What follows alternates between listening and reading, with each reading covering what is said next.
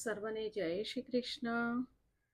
આપણે અગાઉ 103ના પાઠમાં શીખ્યા હતા કે કેવળ કથા સાંભળવાથી લાભ થતો નથી, કથા સાંભળીને મનન કરીને જીવનમાં ઉતારો. મર્યાદા વગરનો ભોગ મનુષ્યને રોગી બનાવે છે. મને જે પરમાત્માએ આપ્યું છે તે સર્વના માટે છે એમ જે માને એની સદ્વાસના કહેવાય. રાસમાં તેને પ્રવેશ મળે છે કે જે વાસનાનો વિનાશ કરે છે. વારંવાર મનથી એવો સંકલ્પ કરો કે મારે પરમાત્માને મળવું છે. સતત હરિસ્મરણ કરવાની ટેવ પડે તો વાસના જાગશે નહીં. સર્વ ઈશ્વરને અર્પણ કર્યા પછી અનાસક્તિપણે ભોગવ સર્વ ઈશ્વરને અર્પણ કર્યા પછી અનાસક્તિપણે ભોગવવું જોઈએ. કાળના મુખમાંથી તે જ છૂટે છે જેને ભગવાનના દર્શન થાય છે. હવે આગળ જોઈશું. સચ્ચિદાનંદ રૂપાય વિશ્વોત્પત્યાદિ હેતવે તાપત્રય વિનાશાય શ્રી કૃષ્ણાય વયમ નમઃ. જે જગતની ઉત્પત્તિ, સ્થિતિ અને વિનાશનો હેતુ છે તથા જે ત્રણેય પ્રકારના તાપોના નાશ કરવાવાળા છે એવા સચ્ચિદાનંદ સ્વરૂપ ભગવાન શ્રી કૃષ્ણને અમે વંદન કરીએ છીએ. કાળના મુખમાંથી એટલે મગરના મુખમાંથી શ્રી હરિનું સુદર્શન ચક્ર જ છોડાવી શકે છે. શું કીધું? કાળનું મુખ એટલે મગરનું મુખ. આપણે ગજેન્દ્રની કથા સાંભળી રહ્યા છીએ ને. કાળના મુખમાંથી એટલે કે મગરના મુખમાંથી શ્રી હરિનું સુદર્શન ચક્ર જ છોડાવી શકે છે. મગરની પકડમાંથી છૂટવા હાથીએ ઘણો પ્રયત્ન કર્યો, પણ કોઈ પણ પ્રયત્ન કામમાં આવ્યો નહીં. હાથણીઓ, હાથીના બચ્ચાઓ પ્રયત્ન કરે પણ કોઈનો પ્રયત્ન કામમાં આવતો નથી. કાળ પકડે છે ત્યારે કોઈનો પ્રયત્ન કામમાં આવતો નથી. 1 માસ આ પ્રમાણે યુદ્ધ ચાલ્યું. 1 મહિનો આવી રીતે ગજેન્દ્ર અને મગરનું યુદ્ધ ચાલ્યું. મગર હાથીને ઊંડાણ જળમાં લઈ જાય છે. આ મરશે એવી ખાતરી થઈ એટલે હાથણીઓ હાથીનો ત્યાગ કરીને ભાગી જાય છે. હાથણીઓને ખબર પડી કે હવે તો આ મરવાનો જ છે એટલે હાથણીઓ જતી રહે છે. મનુષ્યના જન્મ પહેલા તેનું કોઈ સગું ન હતું અને મર્યા પછી કોઈ સગા રહેવાના નથી. પરંતુ આ વચલા સમયમાં એને એકબીજા વગર ચેન પડતું નથી. પણ અંત સમયે આ બીજા કામ આવતા નથી. મનુષ્ય એવી ઈચ્છા રાખવી જોઈએ કે મારી એવી સ્થિતિ થાય કે મને કૃષ્ણ વિના ચેન પડે નહીં. આપણે કેવી ઈચ્છા રાખવી જોઈએ? મનુષ્ય માત્ર એવી ઈચ્છા રાખવી જોઈએ કે મારી સ્થિતિ એવી થાય કે મને શ્રી કૃષ્ણ વગર ચેન પડે નહીં. હવે આ મરશે એટલે સર્વ ગજેન્દ્રને છોડીને ચાલ્યા જાય છે. ગજેન્દ્ર એકલો પડ્યો. એકલા પડે ત્યારે જ્ઞાન જાગૃત થાય છે. જ્યારે આપણે એકલા પડીએ, જ્યારે આપણને કોઈ ધોકો મળે, આપણે એકલા પડીએ ત્યારે જ આપણને જ્ઞાન જાગૃત થાય છે. એકલો એટલે ખિસ્સામાં પૈસા પણ નહીં. જીવ નિર્બળ બને છે ત્યારે તે ઈશ્વરના શરણે જાય છે. જીવ નિર્બળ બને છે ત્યારે ઈશ્વરના શરણે જાય છે. નિર્બલ કે બલ રામ છે. દ્રૌપદીએ મોઢાથી સાડીનો છેડો પકડેલો ત્યાં સુધી દ્વારકાનાથ આવતા નથી. ઈશ્વર પૂરો પ્રેમ માંગે છે અને જીવ ઈશ્વરને થોડો જ પ્રેમ આપે છે એટલે ઈશ્વર મદદ કરતા નથી. ગજેન્દ્ર નિરાધાર થયો. તેને ખાતરી થઈ કે હવે મારું કોઈ નથી. જીવ અતિશય તરફડે છે, વ્યાકુળ થાય છે ત્યારે તે પરમાત્માને પોકારે છે. શું કીધું? જીવ અતિશય તરફડે છે, વ્યાકુળ થાય છે ત્યારે તે પરમાત્માને પોકારે છે. રોજ આ ગજેન્દ્ર મોક્ષનો પાઠ કરવાનો છે. ડોસો માંદો પડે, થોડા દિવસ વધારે માંદો રહે તો સર્વ ઈચ્છા કરશે કે આ મરી જાય તો સારું. દીકરો રજા લઈને આવ્યો હોય, ડોસાની માંદગી લાંબાઈ હોય તો કહેશે કે રજા પૂરી થાય છે, હું જાઉં છું. બાપાને કંઈ થાય તો મને ખબર આપજો. જીવ મૃત્યુ પથારીમાં એકલો પડે છે ત્યારે તેની દશા ગજેન્દ્ર જેવી થાય છે. જીવ મૃત્યુ પથારીમાં એકલો પડે છે ત્યારે તેની દશા ગજેન્દ્ર જેવી થાય છે. અંતકાળમાં જીવને જ્ઞાન થાય છે, પણ તે જ્ઞાન કામમાં આવતું નથી. મનુષ્ય ગભરાય છે, મેં કાંઈ તૈયારી કરી નથી, મારું શું થશે? જ્યાં ગયા પછી પાછું આવવાનું છે તેવી મુસાફરીની મનુષ્ય પારાવાર તૈયારી કરે છે, પણ જ્યાં ગયા પછી પાછું આવવાનું નથી તેવી મોટી મુસાફરીની કોઈ અગાઉથી તૈયારી કરતું નથી. પરમાત્માને રાજી કરે તો બેડો પાર છે. આ ગજરાજ એ પશુ છે, આ હાથી છે એ પશુ છે ને, પશુ હોવા છતાં પરમાત્માને તે પુકારે છે. ત્યારે મૃત્યુ પથારી ઉપર પડેલો મનુષ્ય હાય હાય કરે છે. હાય હાય કરે તેથી શું વળવાનું? ગજેન્દ્ર એકલો પડ્યો ત્યારે તેને ખાતરી થઈ કે ઈશ્વર વિના મારું કોઈ નથી. ઈશ્વરના આધાર વિનાનો જીવ નિરાધાર છે, સર્વ છોડીને ચાલ્યા ગયા છે. જે બધાને માટે આખી જિંદગી ભોગ આપ્યો તે સર્વ છોડીને ચાલ્યા જાય છે. જે બધાને માટે આખી જિંદગી ભોગ આપ્યો તે સર્વ છોડીને ચાલ્યા જાય છે.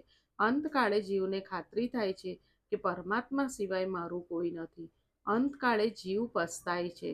હાય હાય કરતો જીવ જાય છે. હાય હાય કરીને હૈયું બાળશો નહીં. અત્યારથી જ હરી હરી કરવાની ટેવ પાડો.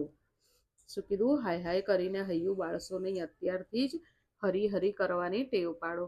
આજથી શ્રી હરિનું સ્મરણ કરો તો અંતકાળે શ્રી હરિ યાદ આવશે. પશુ સંગ્રહ કરતા નથી, મનુષ્ય સંગ્રહ કરે છે અને આવતીકાલની ચિંતા કરે છે. ખાડ પગને પકડે છે તે ભૂલશો નહીં. પગની શક્તિ ઓછી થાય ત્યારે માનજો કે હવે હું મરવાનો છું. બહુ અકળાયો ત્યારે ગજેન્દ્ર સ્તુતિ કરવા લાગ્યો.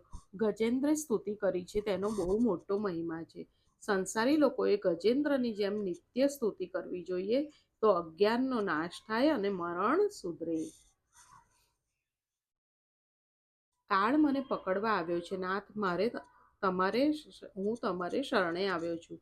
જીવ જ્યારે ચારે બાજુથી નિરાધાર બને છે ત્યારે પૂર્વજન્મના સંસ્કારોથી, સત્કર્મોથી તે પ્રભુના શરણે જાય છે.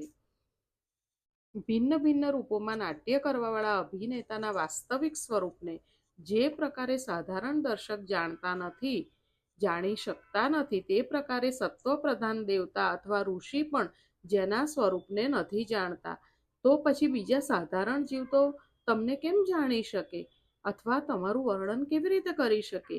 આવા દુર્ગમ ચરિત્રવાળા પ્રભુ, મારી રક્ષા કરો. મારા જેવા શરણાગત પશુતુલ્ય અવિદ્યાગ્રસ્ત જીવની અવિદ્યારૂપ ફાંસીને સદાના માટે પૂર્ણ રૂપથી કાપી નાખવાવાળા, અત્યંત દયાળુ તેમજ દયા કરવામાં કોઈ પણ દિવસ આળસ ન કરવાવાળા નિત્ય મુક્ત પ્રભુને હું વંદન કરું છું. એવું પણ ગજેન્દ્ર સ્તુતિ કરે છે. તમારા અંશથી સર્વ જીવોના મનમાં તમે અંતર્યામી રૂપથી પ્રગટ રહો છો.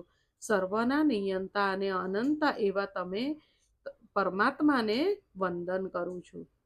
હું પશુ છું, કાળના પાશમાં ફસાયો છું. જરા વિચાર કરો, જીવ માત્ર પશુ છે, સર્વ કાળના પાશમાં ફસાયેલા છે. મને કાળથી બચાવો. જ્યાં કાળ ન હોય ત્યાં મને લઈ જાઓ. જ્યાં કાળ છે ત્યાં દુઃખ છે. મોટા બંગલાઓમાં રહેનારને લોકો સુખી માને છે, પણ એ સુખી શેનો? તેના માથે કાળ છે. જેના માથે કાળ છે તે સુખી નથી. જ્યાં કાળનો પ્રવેશ નથી તેવા તમારા ધામમાં લઈ જાઓ. જે લોકો શરીર, પુત્ર, મિત્ર, ઘર, સંપત્તિ અને સ્વજનોમાં આસક્ત છે તેઓને તમારી પ્રાપ્તિ થવી અતિ કઠિન છે,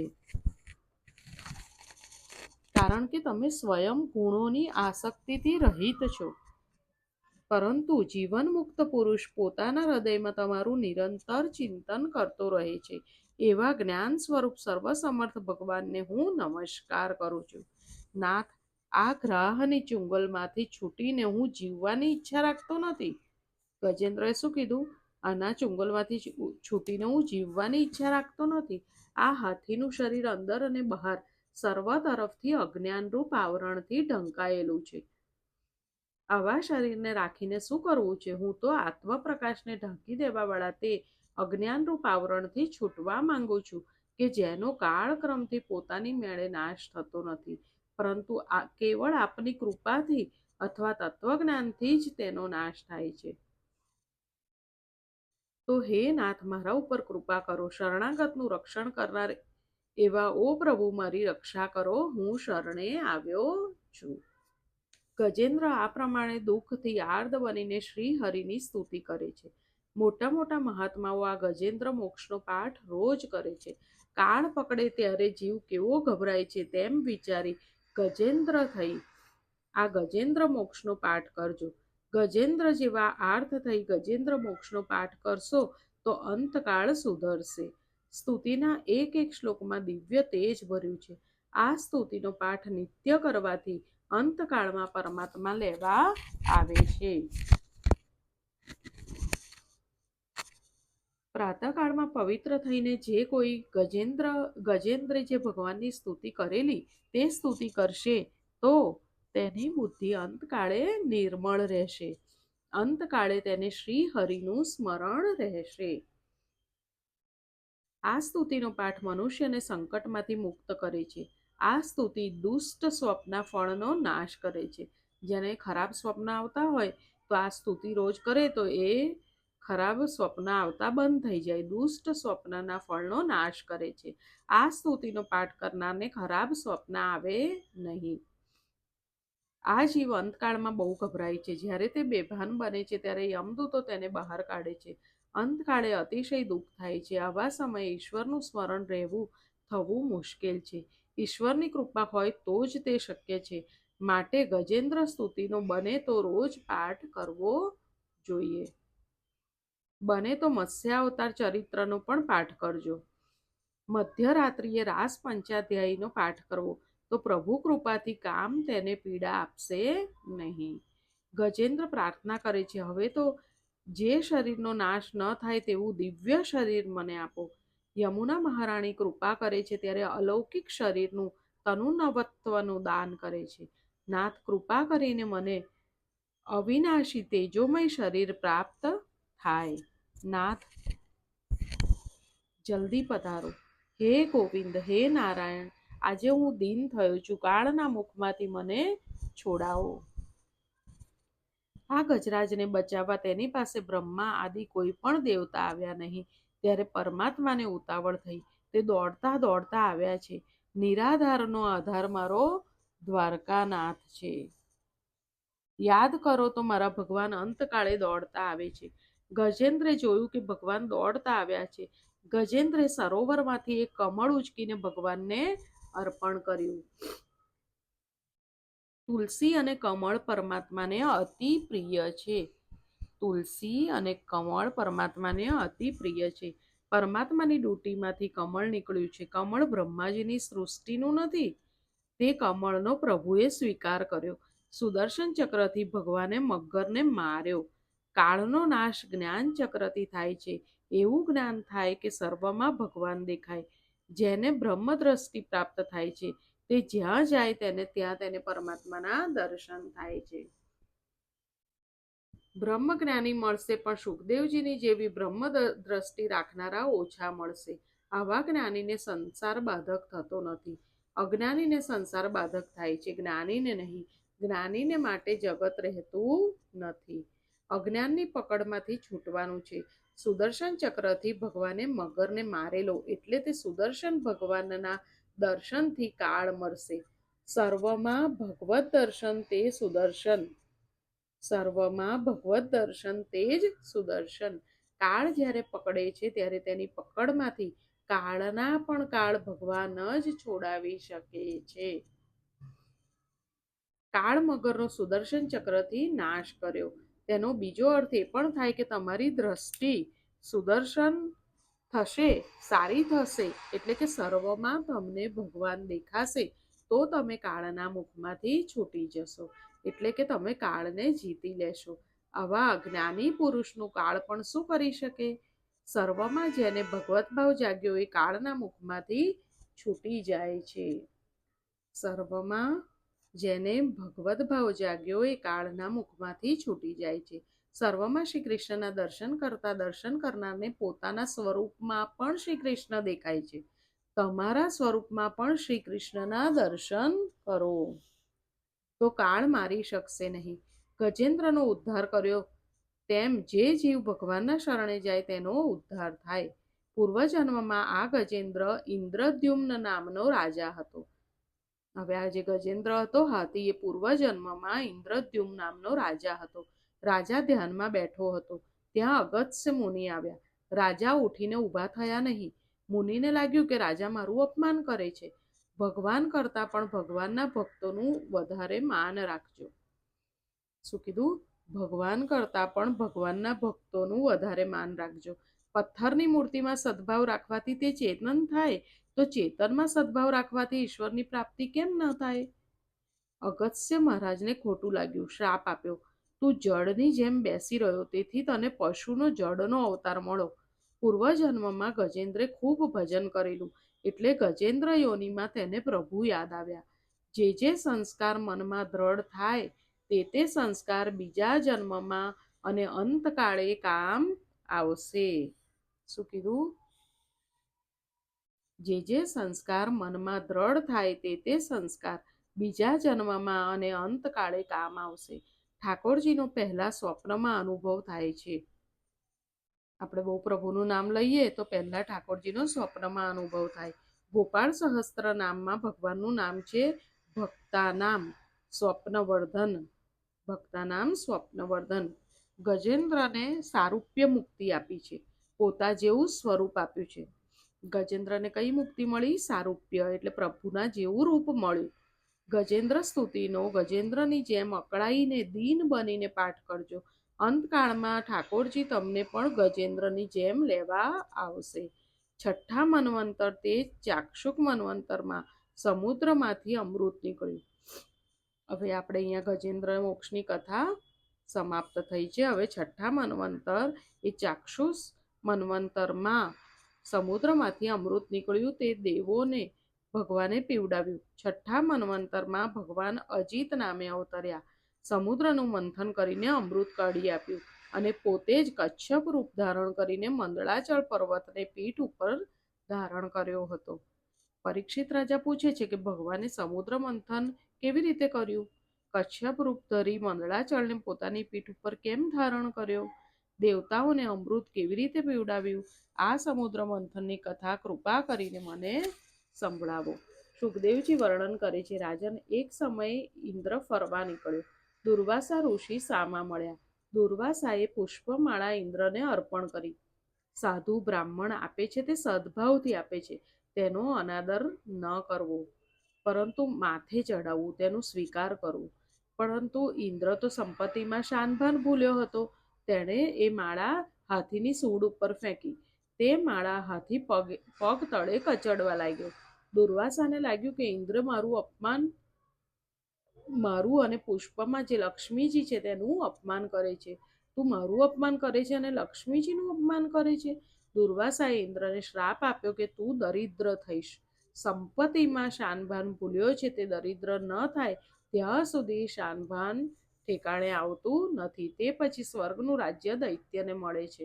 દેવો ભગવાનના શરણે ગયા કે અમને અમારું રાજ્ય પાછું મળે એવું કરો.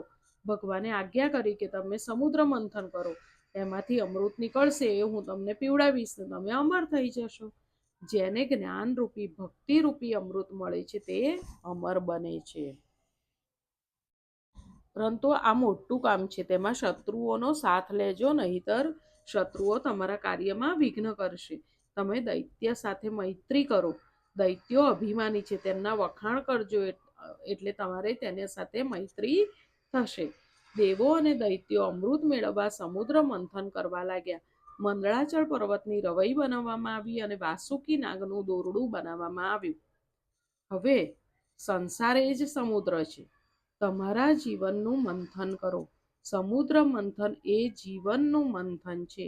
જીવનમાં મંથન કરવાનું છે. સંસાર સમુદ્રનું મંથન કરી જ્ઞાનરૂપી અને ભક્તિરૂપી અમૃત મેળવવાનું છે. જે જ્ઞાન અને ભક્તિરૂપી અમૃતનું પાન કરે છે તે અમર બને છે. આજે અહીંયા સુધી રાખીએ. આજે આપણે શું શીખ્યા એ આપણે જોઈ લઈએ. મનુષ્યને એવી ઈચ્છા રાખવી જોઈએ કે મારી એવી સ્થિતિ થાય કે મને કૃષ્ણ વગર ચેન પડે નહીં. એકલા પડે ત્યારે જ્ઞાન જાગૃત થાય છે. જીવ નિર્બળ બને ત્યારે ઈશ્વરના શરણે જાય છે. નિર્બલ કે બલ રામ છે. હવે મારું કોઈ નથી. જીવ અતિશય તરફડે છે, વ્યાકુળ થાય છે, ત્યારે તે પરમાત્માને પોકારે છે. હાય હાય કરીને હૈયું બાળવા કરતા અત્યારથી જ હરી હરી કરવાની ટેવ પાડો.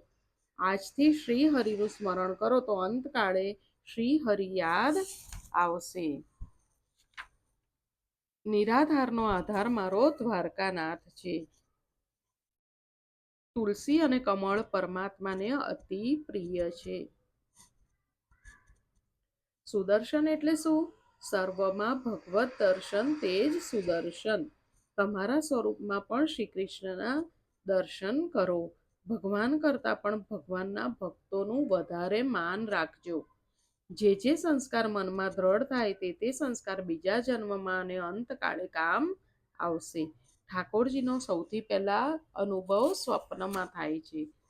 જેને જ્ઞાનરૂપી ભક્તિરૂપી અમૃત મળે છે તે અમર બને છે.